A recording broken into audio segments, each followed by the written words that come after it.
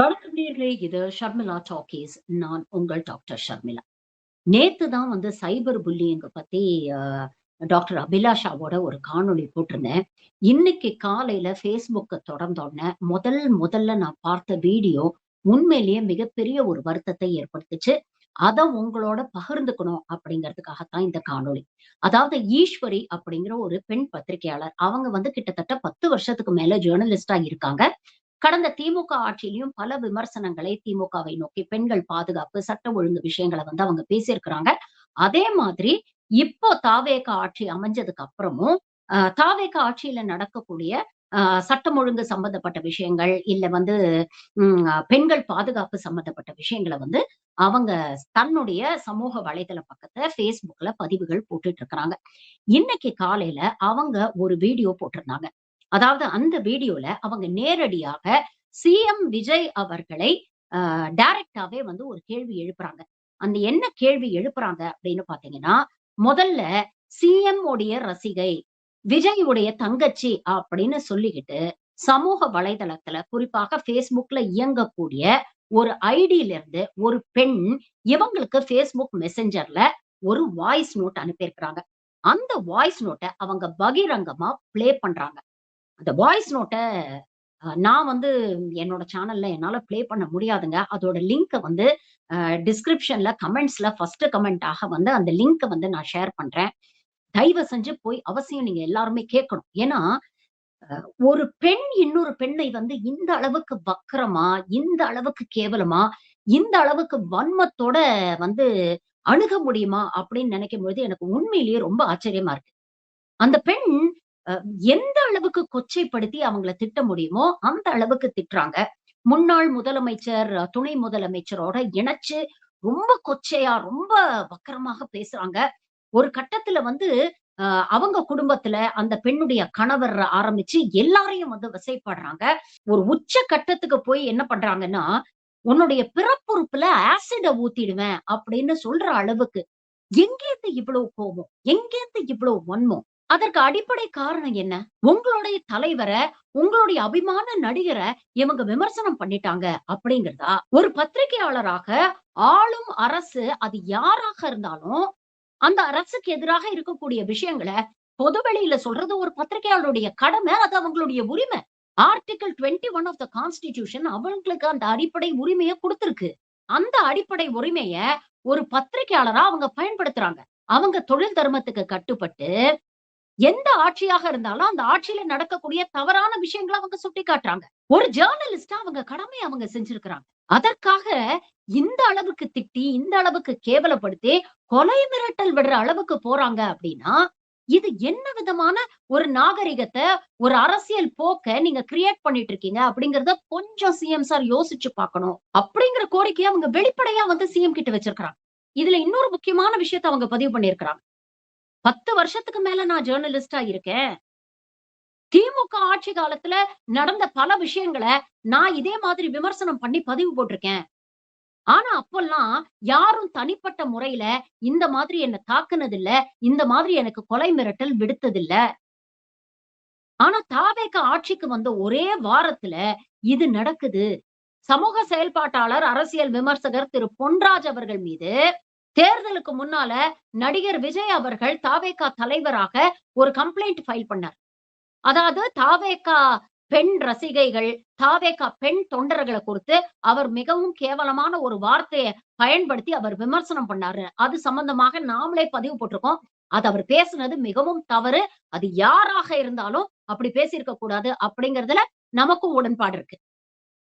நேத்து கிட்டத்தட்ட 4 பிரிவுகளின் கீழ் அவர் மீது வழக்கு பதிவு செய்யப்பட்டு, அவர் பண்ணது தப்பு. அதற்கான லீகல் கான்சிக்வென்ஸஸ அவர் ஃபேஸ் பண்றாரு. தன்னுடைய கட்சி பெண் தொண்டர்களை ஒருத்தர் அவ்ளோ இழிவா பேசிட்டாரு.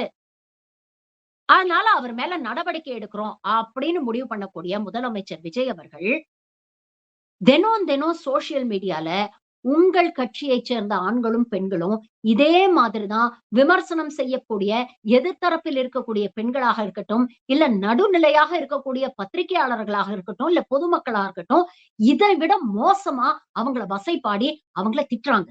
அதுக்கு நானே ஒரு பிரைம் எக்ஸாம்பிள்ங்க.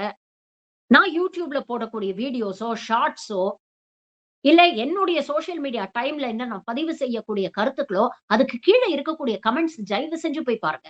தினம், தினம் இவங்க ஒரு வாய்ஸ் நோட்ட பத்தி பேசியிருக்காங்க. தினம், தினம் கிட்டத்தட்ட இது போன்ற வக்ரத்தை, வன்மத்தை, கொலை மிரட்டல் விடக்கூடிய பதிவுகள நான் 100 கணக்குல, 1000 கணக்குல நான் சந்திச்சுட்டு இருக்கேன். ஒரு அச்சத்தை ஏற்படுத்துது. நான் இல்லன்னு சொல்ல மாட்டேன். ஏன்னா, இன்னைக்கு ஆன்லைன்ல வாய்ஸ் நோட் மூலமாவோ, கமெண்ட்ஸ் மூலமாகவோ மிரட்டுறவங்க, நாளைக்கு நேர்ல வந்து ஏதாவது வன்முறையில ஈடுபட மாட்டாங்க அப்படிங்கிறது என்ன நிச்சயம்? ஒரு சிந்திக்க தெரியாத, ஒரு கருத்தியல் ரீதியாக எதிர்க்க தெரியாத, ஒரு சின்ன விமர்சனத்தை கூட தாங்க முடியாத அளவுக்கு, அப்படி ஒரு வக்ரத்தையும், வன்மத்தையும், ஒரு கோவத்தையும் காட்டக்கூடிய ஒரு கும்பல வளர்த்து வச்சிருக்கிறீங்களே! இன்னைக்கு சோசியல் மீடியா மூலமா ஹராஸ் பண்றவங்க, எமோஷனலா இன்டிமிடேட் பண்ண ட்ரை பண்றவங்க, கொலை மிரட்டல் கொடுக்கிறவங்க, நாளைக்கு நேர்ல வந்து வன்முறையில ஈடுபட மாட்டாங்க அப்படிங்கிறது என்னங்க நிச்சயம்? உங்க தலைவர் மேல, உங்க அபிமான நடிகர் மேல எந்த விமர்சனமும் வைக்கக்கூடாது அப்படின்னு எதிர்பார்க்கிறது எந்த விதத்துல நியாயம்? தேர்தலுக்கு முன்னால கட்சியை சார்ந்தவர்கள் மாறி, மாறி குற்றச்சாட்டுகள் சொல்லுவாங்க. மாறி, மாறி விமர்சனங்கள் வச்சுப்பாங்க. ஆனா அதெல்லாம் தேர்தல் களத்துல நின்னுடும். அதை தாண்டி தனிப்பட்ட முறையில இவ்ளோ வக்ரத்தையும், இவ்ளோ வன்மத்தையும் இதற்கு முன்னால எந்த ஒரு அரசியல் கட்சியும் வெளிப்படுத்தி நான் பார்த்ததில்ல பாஜகவ தவிர. ஆனா, இன்னைக்கு பாஜக சங்கிகளை விட பல மடங்கு மோசமா ஆகிட்டு வராங்க தாவேகா தொண்டர்கள். நான் எல்லாரையும் சொல்லலங்க. எல்லா தொண்டர்களையும் நான் சொல்லல. தாவேகாவிலேயே ரொம்ப ஆரோக்கியமாக, நாகரிகமாக அவங்களுடைய கருத்துக்கள பதிவு பண்ணக்கூடிய எத்தனையோ பேரை எனக்கு தெரியும். எனக்கு பர்சனலா அவங்க நண்பர்களாகவும் இருந்திருக்கிறாங்க. ஆனா, இந்த மாதிரி வக்கிரத்த, வன்மத்த உமிழ்றவங்களோட எண்ணிக்கை நாளுக்கு நாள் அதிகமாயிட்டு இருக்கு. சோசியல் மீடியால ஒரு ஆர்கனைஸ்டு சைபர் புல்லியிங்கா இது மாறிக்கிட்டு வருது. ஒரு சின்ன விமர்சனத்த கூட எங்களால ஏத்துக்க முடியாது. அப்படின்னு சொல்றது ஜனநாயகத்துக்கே ஆபத்து. உங்க அபிமான தலைவர நீங்க ஓட்டு போட்டு தேர்ந்தெடுத்திருக்கீங்க. அதுல எந்த மாற்று கருத்தும் இல்ல. உங்களுக்கு எப்படி அவர் சிஎம்மோ எனக்கும் அவர் தான் சிஎம். அந்த மரியாதை, மதிப்பு அவர் மேல என்னைக்குமே எங்களுக்கு இருக்கும். ஆனா அத தாண்டி அவர் ஆட்சியில தவறு நடந்தா, அத விமர்சிக்கக்கூடிய உரிமையும் எங்களுக்கு இருக்கு. ஏன்னா, இது பேசிக்கலி ஒரு ஜனநாயக நாடு. முதலமைச்சர் விஜய் அவர்கள் பெரியாரையும், அம்பேத்கரையும் தன்னுடைய கொள்கை தலைவர்களா சொல்றாரு. உங்க கொள்கை தலைவரான அம்பேத்கர் அவர்கள் என்ன தெரியுமா சொல்லியிருக்கிறாரு? ஜனநாயகத்துல தனி மனித துதிபாடுதல், ஹீரோ வர்ஷிப் அப்படிங்கிறது காலப்போக்குல அந்த ஜனநாயகத்த சர்வாதிகாரமாக மாற்றிவிடும். ஜனநாயகத்தை சீர்குலைச்சிரும் அப்படின்னு சொல்லியிருக்காரு. ஒரு ஆரோக்கியமான ஜனநாயகம் இருக்கணும்னா, அதுக்கு ஆளும் கட்சி எந்த அளவுக்கு பலமாக இருக்கணுமோ, அதே அளவுக்கு ஒரு பலமான எதிர்க்கட்சியும் தேவை. அப்பதான் ஆளுங்கட்சியில இருக்கக்கூடிய நபர்கள் செய்யக்கூடிய தவறுகளை சரி செய்ய முடியும். ஒரு செக்ஸ், ஒரு பேலன்ஸஸ் இருக்கும். எங்கள யாரும் எந்த கேள்வியும் கேட்கக்கூடாது. எங்க தலைவர யாரும் எந்த விமர்சனமும் செய்யக்கூடாது அப்படின்னா, அது ஜனநாயகம் இல்லை. அது சர்வாதிகாரம். அதத்தான் 12 வருஷமா பாஜக போன்ற பாசிச சக்தி செஞ்சுகிட்டு இருக்கு. உங்க தலைவர் தான் விமர்சனம் பண்ணாரு. பாசிசம், பாயாசம் அப்படின்னு சொல்றீங்க. இப்ப நீங்க செய்யக்கூடிய இந்த அரசியல எந்த கேட்டகரியில சேர்க்கிறது? பாசிசமா? பாயாசமா? இல்ல விஷமா? தாவேக்காவுல இருக்கக்கூடிய பொறுப்பான தொண்டர்கள், தயவு செஞ்சு உங்க கட்சியில இருக்கக்கூடிய மற்ற தொண்டர்களை ப்ளீஸ் வழி நடத்துங்க. உங்களுக்கு எங்க மீது எவ்ளோ விமர்சனங்கள் இருந்தாலும், அத பதிவு செய்யக்கூடிய உரிமை உங்களுக்கு இருக்கு. ஆனா, அது கருத்தியல் ரீதியான, ஆரோக்கியமான, ஆக்கப்பூர்வமான, நாகரிகமான விமர்சனமாக இருக்கணும். இந்த பத்திரிகையாளர் இன்னைக்கு அந்த வீடியோலயே பதிவு பண்ணியிருக்காங்க. நான் சம்பந்தப்பட்டவங்க மீது வழக்கு குடுப்பேன். நேரடியாக முதலமைச்சரை சந்திச்சு எனக்கான நியாயத்த நான் கேட்பேன். அவர் உங்களுக்கு மட்டும் முதலமைச்சர் இல்ல. எங்களுக்கும் முதலமைச்சர் தான்.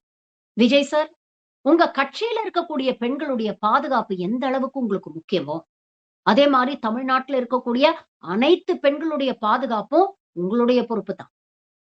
அது ஈஸ்வரியாக இருந்தாலும் சரி, இந்த ஷர்மிளாவாக இருந்தாலும் சரி. என்ன நடவடிக்கை எடுக்க போறீங்க? தயவு செஞ்சு உங்க கட்சியில இருக்கிறவங்களுக்கு இத அறிவுறுத்துங்க. நன்றி. வணக்கம்.